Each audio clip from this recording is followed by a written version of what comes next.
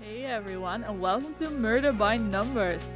So, we had quite an episode last time, didn't we? We got shot at by Crispin, and Scout got hit. And I know, it's quite a tragedy. But this mysterious guy that I am forgetting the name of at the moment, but he's the CEO of Leaf, fixed Scout up. But I don't trust anybody, so I don't know what he did with Scout. He said it was temporary. Let's just hope that he didn't freak Scout up forever. Because we have been raising him or her or whatever Scout wants to be. We've raised them well. So let's hope that it wasn't all for naught. And I really want to know how Scout's doing. So let's just jump right into it. Yes, this guy with the scar and the receding hairline. Okay, I think we can talk to him. Jack, right? My apologies, I should have introduced myself. Yeah, before you literally meddled with our companion without asking. Who are you? So, who are you? My name is Jack Lawson. I'm the CEO of Leaf Security. Leaf... Wait, I've heard that name before.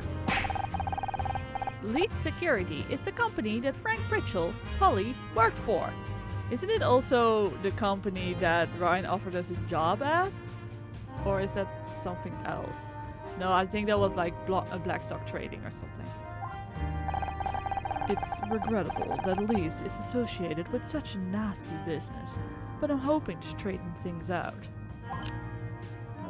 Okay, what are you doing here? At the station. I'm afraid I can't disclose that to uninvolved third parties. I hope you'll understand. Is it because Ryan says he hired Lee to intimidate Blake Pattinson?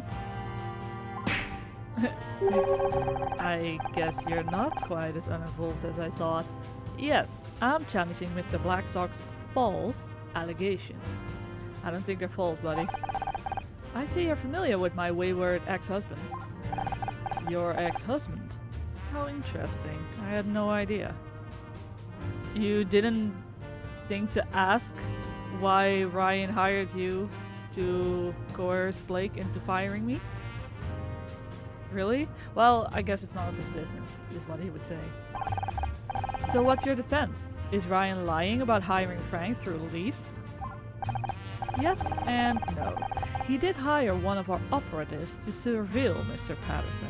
But that's where our involvement ends. It's interesting that he's saying this. That could be true. I don't recall the exact words that Ryan used. Well, I think Ryan said I just wanted to scare him a little, so that seems more than just surveillance. The intimidation and the unfortunate death of Mr. Patterson was nothing to do with us. We'd never agreed to such a request. I see. That's very convenient. The truth sometimes is. Or what you make the truth as. How do you know so much about Scout? I don't. Not specifically, at least. I used to work at a company that was involved with robotics. Maybe he was working at the laboratory where Scout was created, but he wasn't working on Scout specifically. It's lucky you were, I guess. But what do you mean about the repair being temporary? I don't have any tools here, so it was just a quick fix. If you'd like me to take Scout back to my office, I could... Now's not a good time. And I don't know if I can trust you. Good call, Honor. Pager beeps. I need to go. I'm running late for a meeting. But the offer stands if you change your mind. Here, take this. Oh, it's probably gonna be a business card, right? The last few puzzles have been pretty difficult, but this is going smoothly. Yay! Come on, just give me that business card already. Yes, okay. Business card, I knew it. Wow, that's a fancy business card. If Scout exhibits any more strange behavior, give me a call. Day or night. I'll get him fixed up. I feel like my first intuition is that he's evil, But I feel like now that we got his business card, that something bad is going to happen to Scout, and we're basically going to take him to the emergency room, aka him, and he's going to help Scout, maybe. But I still think he's evil. I don't know. Might go either way. Honor, I am unsure what to make of him. Me too, Scout. Me too. Oh, I completely forgot. You said you remembered something new. Did you want to tell me about it? It can wait. Scout is kind of starting to creep me out sometimes. Like, there was another time a few episodes ago that Scout was able to withhold information from us and lie. And it's kind of scary. I'm kind of scared of him sometimes. Although he's our favorite little robot. Really? Okay, if you're sure. We should go back to Detective Cross. The situation at Crispin's apartment is most likely under control by now. You're right. We can talk about your new memories later. Let's go. Also, don't... Ah, right. I was like, don't raise the death flag, the red flag, please. You know how it goes, that someone's like, I can tell you later, and then they die. Please, don't let that happen to Scout. I don't think it will, but, you know, it scares me. Everything scares me. How can I tell her that Yeah. But that was... How do I say this? Before Scout deleted himself, he was someone else. Only 16% of what he was remains in him. Which, I mean, it's not like he's completely different being, because 16% of it still remains. But the decisions that he made then, he wouldn't make now, I think. Because he's been raised differently, and he's in a different situation, and he's not being, like, stuff is not being implemented in him anymore, and he's not under duress and stress. Honor is teaching him good things, so I feel like I understand Scout's concerns, but then again, he deleted a lot of him. So yeah, let's go to Detective Cross at Crispin's apartment. For a shootout, this place looks exactly the same as it did before. I was imagining some, like, bullets lying around. Okay, Honor, it appears the area is safe. Detective Cross, you're okay. That was a close one, huh? Close one? Close one? Do you have any idea of the amount of danger you were in? This is exactly what I've been trying to avoid. Yeah, but no, I'm not done. You're going to listen to me for once. I'm your substitute daddy. You and that can opener have ignored my instructions time and time again. You are so certain that you know best, aren't you? You've got talent, Honor. I recognized that back when we first met, and it scared the hell out of me. I tried to make you reconsider, but you're too stubborn. So I figured maybe on this case I could at least teach you some proper procedure.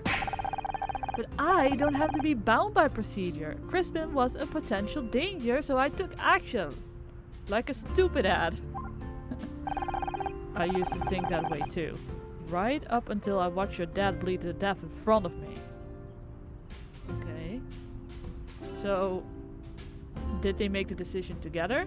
Or was it Cross's decision? Or was it Honor's dad's decision?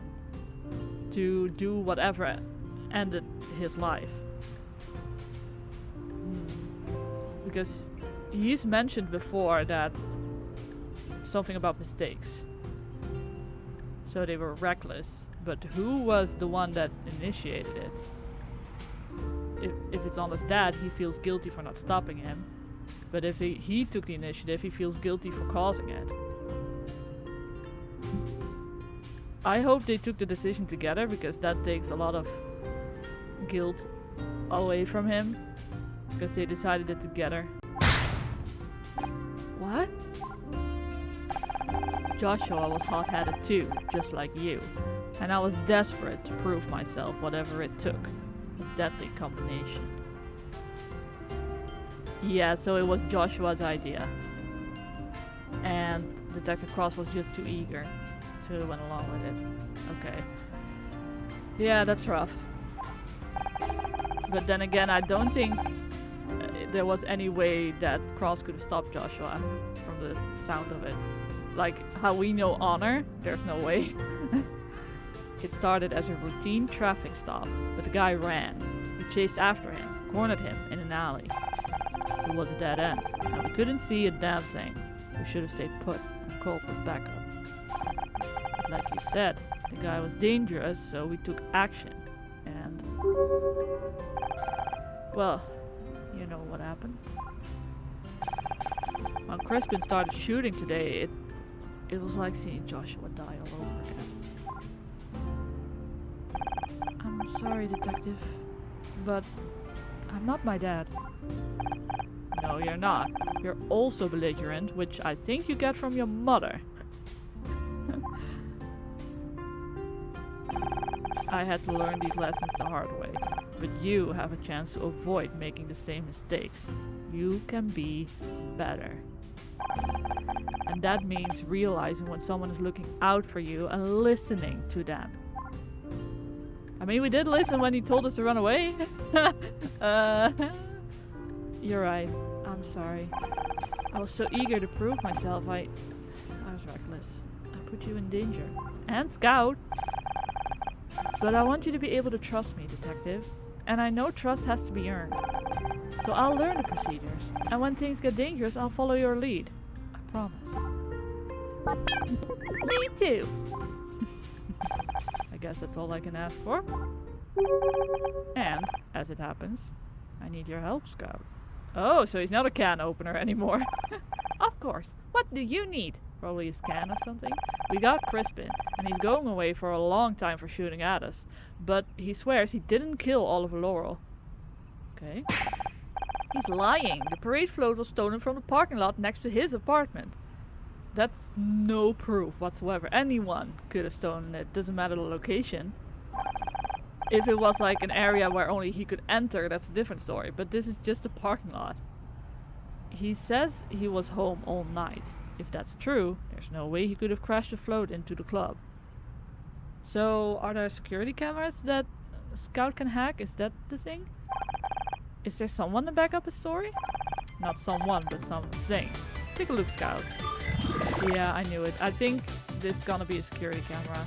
Let's do this. It was going pretty smoothly in the beginning, but it's slowing down. It's not stopping though, so that's good. Little by little, we're getting there.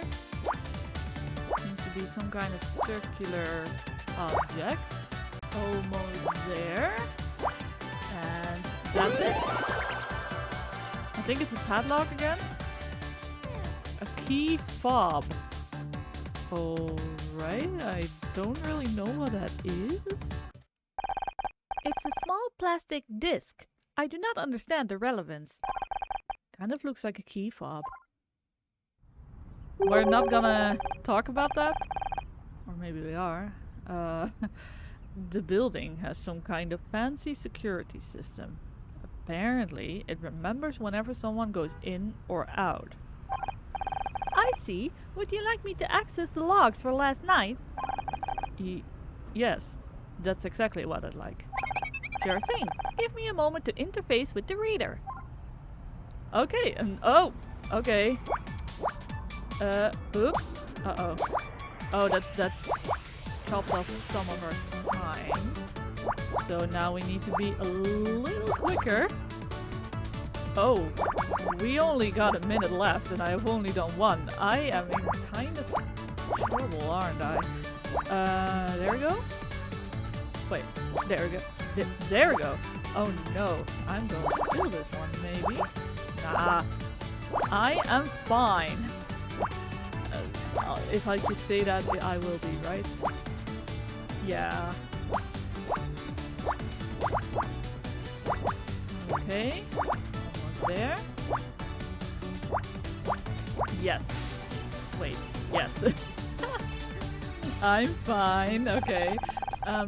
Both the interior and exterior keypad systems are linked to a central server. The logs for last night say Crispin entered his apartment at 9:14 p.m. and did not leave until 8:29 this morning, several hours after the crash. Okay. Is there any way that he can get out without the fob or without the security system noticing him? It seems he is telling the truth. This proves he could not have stolen the parade float last night. I think it's like, I'm immediately thinking like, okay, is there another way? But I feel like this is supposed to be accurate. I feel like he didn't do it. All it proves is he didn't use the door. Maybe he climbed out the window. From the 6th floor. The alibi is solid, Honor. This is strange. The building logs also show someone rang Crispin's doorbell in the early hours of this morning. Ooh, can we see who? Because maybe the killer tried to wake Crispin up and make them complicit in the murder, but he didn't come, so they just yeeted themselves over the fence and just drove straight through. Or maybe not make them complicit in the murder, but at least ask them to open up the gate. Someone was trying to talk to him. Did he answer? The system does not log that data specifically, but the door was not unlocked, so he probably didn't answer. So what do we do now? Both Ross and Crispin have alibis. Are we really all the way back at square one? Please don't let it be Fran. That's all I'm thinking right now. Don't be disappointed, Honor. Proving an hypothesis wrong is another step towards the truth. The tin pot's right. Now he's a tin pot again? When he's being useful to you? God. Besides, it doesn't always mean going back to square one. Follow the trail back to the facts you know to be true and strike out in a different direction. What about Fran? Oh no. We know she's been having money troubles. We know she went to Crispin but was having difficulty repaying the loan. And we know Oliver was causing her to lose business. Wait, Oliver was causing her to lose business? Because he was drunkenly standing around? Making a fuss? Yeah, and also Fran would know where Crispin lives, I guess. Because it has to be someone that knows Crispin in order to ring the bell.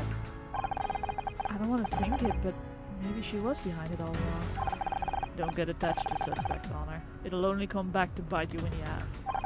Trust me in that. It's not me I'm worried about. KC, right? Right. Okay, I think that means we have to go back to Magellan's. Entrance, I guess? Ooh, hi Ross. I'm starting to get used to it. I don't have as much of a reaction anymore as I did before. Well, look who it is. You can't just stay away, can ya? I probably can. Howdy. Any luck hunting down that Crispin guy? Crispin didn't kill Ollie. He has an alibi. You sure don't seem to be able to catch a break today. So who are you looking into next? Me? Well... Oh, I already investigated her. Well, the only real remaining person of interest is... Fran. What? I've tolerated you poking around everywhere, but when you start suspecting one of my friends is a murderer, that's crossing the line. I don't mean to cross any line, it's just we have to follow the clues. And right now they're pointing at Fran. And I'm telling you, she didn't do it. Fran wouldn't hurt a fly, let alone kill someone. How has Fran been recently? Oh, she's been fine. Sure, she gets a bit stressed sometimes, but who doesn't? Where is she now? Up in her office, I guess? And she hasn't seemed any more agitated than usual? I know what you're trying to imply. And no, actually, ever since she booked her little NYC weekend getaway, she's been in good spirits. How is she paying for that, though? About Fran's getaway. Maybe she's trying to flee, I'm just saying. Fran's going on holiday? Yeah, she's going to New York to visit her drag mama, I think. Okay. Can you believe she used to be one of those bawdy Brooklyn queens? You wouldn't think it how polished she is now, would ya? But it's Pride soon, right? I thought that was a particularly busy season in your field. Sure is. That's why she's only going for a couple of days. In fact, it was me that told her she should get away. Recharge the batteries before the madness starts, you know. What if everyone is in on it together? Like they co-conspirated it all together. Like one of them made a mistake and then they're all being sisters and covering each other. That would be interesting. Maybe let's just go inside. Hi! You're back. Did you get that file, bully? Yeah. Don't look so happy about it. It wasn't him. I mean, you're definitely going down for... What? He shot at you? Like, shot? Like a gun? Yeah, it was kinda crazy, but he has an alibi for last night. He didn't crash into the club. He didn't kill Oliver. Well, maybe he paid someone else to do it. I really want an autopsy report. I really do. Like an updated one. Miles Hedgeworth. No, but I really want an autopsy report because how long has Oliver been dead? And was the crash the cause of his death? Because maybe he's been dead like... No, wait. No. Ross said she saw him last night. Was it before 9:14 p.m. though? Because I feel like maybe Crispin could have killed him and then someone else did the ramming. But I feel like Ross said she saw him like after 10 or something, so that doesn't fly. Well, maybe he paid someone else to do it. That's not my main line of inquiry at the moment. Oh, who's in those laser-locked sights now then? You know where Fran is? Oh, he's not going to like that. Wait, you don't mean... You'd better be taking a piss, Anna. I don't think I am.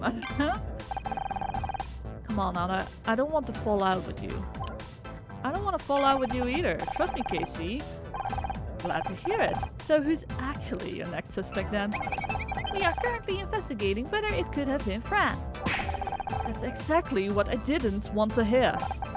Look, Casey, it's not personal. We have to investigate every lead, and all the other avenues have led us nowhere. Well, don't expect this one to either. Why do you insist Fran didn't do it? You seem very sure that Fran didn't do it. Because I know her. Because I've spent years of my life with her. I've lived with her. I've fought with her. I've cried with her. And every moment tells me that she could never kill someone. Maybe not deliberately. Not ever. Listen, it wasn't that long ago that you were in the frame for murder. And I'd have said exactly the same about you as I'm saying about Fran. Because that's what a friend does. I get it, and I appreciate it, really, I do. If it wasn't for you, I might not have realized just how much Ryan messed my head up.